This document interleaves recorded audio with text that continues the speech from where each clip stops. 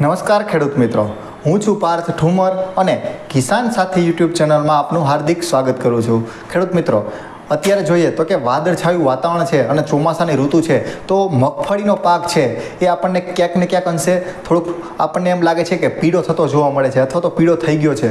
તો તેના નિરાકરણ માટે અને સાથે સાથે જોઈએ તો કે અત્યારે જે કાળી ફૂગનો પ્રશ્ન વધારે પડતા ખેડૂતોને જોવા મળે છે મગફળીમાં, તો અને કાળી ફૂગ આવવાને લીધે જે મગફળી છે એ સુકાઈ જાય છે. તો આના નિરાકરણ માટે શું શું કરવું અથવા આગોતરું શું શું આયોજન કરવું તેના વિશેની ટોટલી માહિતી છે આ વિડીયોના માધ્યમથી આપવાનો છો. પણ તે પહેલાં જે પણ મારો વિડીયો આ યુટ્યુબના માધ્યમથી જોઈ રહ્યા છો તો તે મારી કિસાન સાથી યુટ્યુબ ચેનલ છે તેની સાથે જોડાયેલા રહો, જેથી કરીને આવી તમામ પાકમાં આવતી માહિતીઓ છે, તમામ પાકમાં આવતા અપડેટ છે તે તમારા સુધી વહેલા પહોંચે.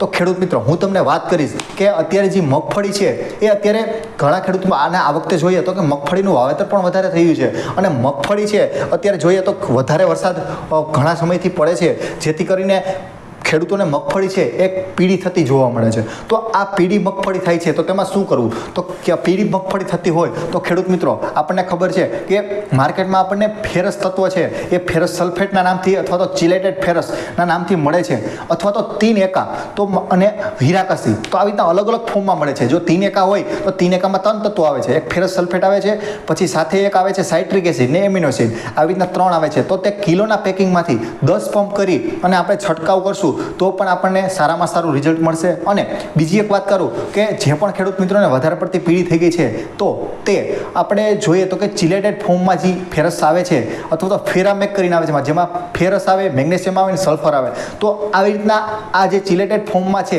તેનો ઉપયોગ કરશું તો આપણને તાત્કાલિક રિઝલ્ટ છે એ આપણને મળવાનું શરૂ થઈ જશે. અથવા તો થોડી ઘણી જેને ખેડૂત મિત્રોને પીળી છે તો તે આપણે છંટકાવમાં ફેરસ સલ્ફેટ છે તે 80 ગ્રામ પ્રતિ પંપના હિસાબથી આપણે ઉપયોગ કરશું તો આપણે ખેડૂત મિત્રોને જે પણને પીળી પડે છે તો તેમાં સારામાં સારું રિઝલ્ટ મળશે. હવે હું તમને આ વિડીયોના મહત્ત્વની વાત કરું તો કે વધારે જે આપણને મગફળીને નુકસાન થાય તેવું જ કહું તો તે ફૂગ છે આપણે કાળી ફૂગ. આ કાળી ફૂગ છે આપણને જે શરૂઆત થઈ ગઈ છે તો તે વધારે નુકસાન કરી શકે તેવી સંભાવના છે. તો જે પણ ખેડૂત મિત્રોએ સારો એવો પટ મારેલો છે, સારી દવાનો પટ મારેલો છે અથવા તો સારા ફૂગનાશકનો પટ મારેલો છે તો તેને આ જે કાળી ફૂગ છે તેનો પ્રશ્ન ઓછો રહે છે.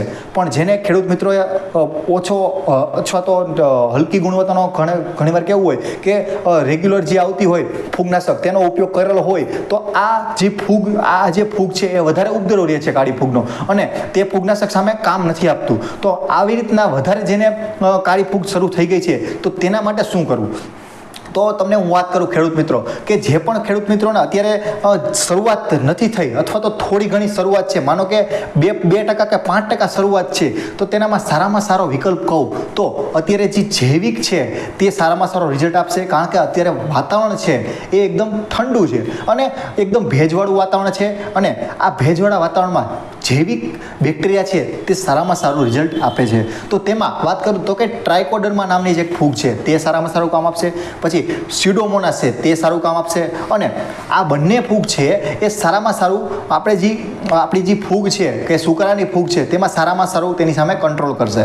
અને તેની સાથે આપને ખબર છે કે અત્યારે મૂંડાનો પટ મારેલ હોવા છતાં ઘણા ખેડૂત મિત્રોને મૂંડા દેખાવાની શરૂઆત થઈ ગઈ છે. તો આગોતરા આયોજન રૂપે તો આ ટ્રાઇકોડર્મા અને સ્યુડોમોનાસની સાથે મેટારિઝિયમ એનિસોફ્લી નામની એક ફૂગ આવે છે માર્કેટમાં, તો આ 3 ફૂગ મિશ્રણ કરી અને જમીનમાં તમે નાખી શકો છો.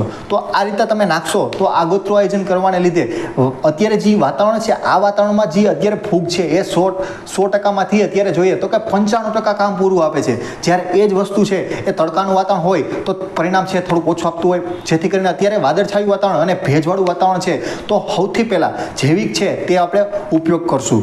તો ખેડૂત મિત્રો, આ મેં તમને વાત કરી જૈવિક ઉપાયની. હવે બીજી વાત કરી કે જે પણ ખેડૂત મિત્રોને વધારે પડતી આવી રીતના ફૂગ આવી ગઈ છે, સુકારો છે, કાળી ફૂગ છે એ વધારે આવી ગઈ છે, તો તેમાં તમે શું કરશો? તો માર્કેટમાં અલગ અલગ ફૂગનાશકો મળતા હોય છે, પણ એમાં સારા ફૂગનાશકોની વાત કરું તો કે જે પણ ખેડૂત મિત્રોને સુકારો આવી ગયો છે તો તેના માટે એક એઝોક્સિસ્ટ્રોબિન અને ક્લોરોથાયોનિલનું મિશ્રણ આવે છે, તો તે સારામાં સારું છે, તેનો તમે ઉપયોગ કરી શકો છો. અથવા તો બીજી તમને વાત કરું, એઝોક્સિસ્ટ્રોબિન છે અને ડાયફેન્કોનાઝોલ છે તે ફૂગનાશક માર્કેટમાં મળે છે એમિસ્ટાર ટોપના નામથી, તો તેનો પણ તમે ઉપયોગ કરી શકો છો. પછી માનો કે થોડુંક તમારે ઓછું હોય તો તેમાં તેમાં તમે એક 22 આવે છે, આપણે કાર્બન રેઝિમ લિક્વિડ ફોર્મમાં આવે છે, તો તેનો પણ ઉપયોગ કરી અને તેની સાથે ઇન્ડેક્સ પાવડર આવે છે નાગાર્જુનનો, જેમાં માઇકોબ્યુટાનિલ નામનું ઝેર હોય છે. તો આ બંને છે ફૂગનાશક ભેગા કરી અને એનો પણ તમે ઉપયોગ કરી શકો છો.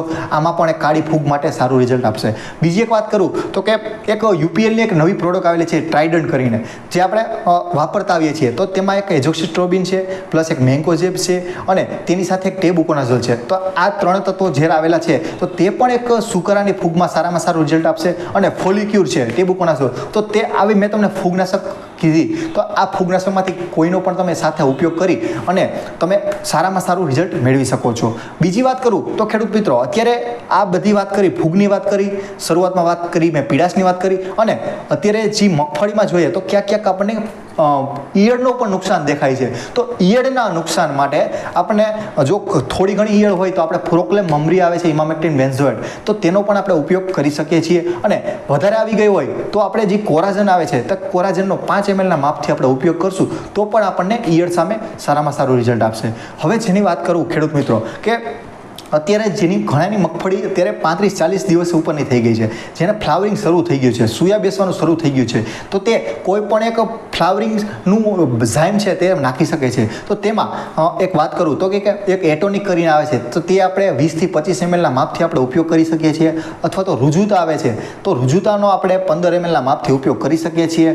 અને વનામૃત આવે છે, જે ઓર્ગેનિક છે પ્રોડક્ટ છે, તો તેનો પણ ઉપયોગ કરી શકીએ છીએ. અથવા તો સ્ટેપ અપ આવે છે, તો સ્ટેપ અપનો પણ આપણે ફ્લાવરિંગ માટે ઉપયોગ કરી શકીએ છીએ. તો આવી રીતના મેં અલગ અલગની વાત કરી, અલગ અલગ દવાની વાત કરી, તો તેનોમાંથી તમે કોઈ પણ એકનો ઉપયોગ કરી અને સારામાં સારું ફ્લાવરિંગ છે તમે મેળવી શકો છો. તો ખેડૂત મિત્રો, આ માહિતી છે જો તમને ઉપયોગી લાગેલી હોય તો બીજા ખેડૂત મિત્રોને પણ શેર કરો, જેથી કરીને આવી માહિતી છે તો તેને પણ ઉપયોગી બને અને તેને પણ નુકસાન થાય છે તો તે કંઈક ને કંઈક અંશે તેનો કંટ્રોલ થાય. અને આવી જ માહિતી જાણવા માટે એક ખેડૂત મોલ એપ્લિકેશન છે, તેને પ્લે સ્ટોરમાંથી ડાઉનલોડ કરો. કારણ કે પ્લે સ્ટોરમાંથી આ ખેડૂત મોલ એપ્લિકેશન ડાઉનલોડ કરશો તો તેમાં ટોટલી માહિતી છે એ પાકની અમે આપતા રહેલા છીએ. અને સાથે સાથે જે પણ ખેડૂત મિત્રોને પ્રશ્ન છે અને ખબર નથી પડતી કે આમાં શું ટ્રીટમેન્ટ કરવી અથવા તો કઈ દવાનો ઉપયોગ કરવો, તો તેમાં તમે ખાલી ફોટો નાખશો તો અમે તેનો જવાબ છે એ ટૂંક સમયમાં જ તમને જવાબ આપશું.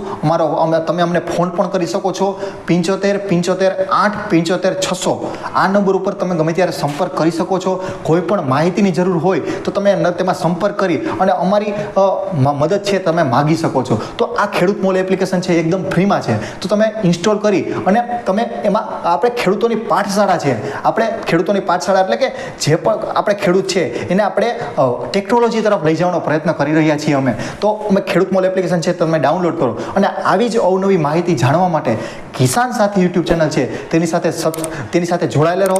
અત્યારે ચેનલને સબસ્ક્રાઈબ કરો, જેથી કરીને આવા તમામ પાકમાં વિડીયો છે એ તમારા સુધી વહેલા પહોંચે. તો ખેડૂત મિત્રો, કિસાન સાથી તરફથી આપનો ખૂબ ખૂબ આભાર.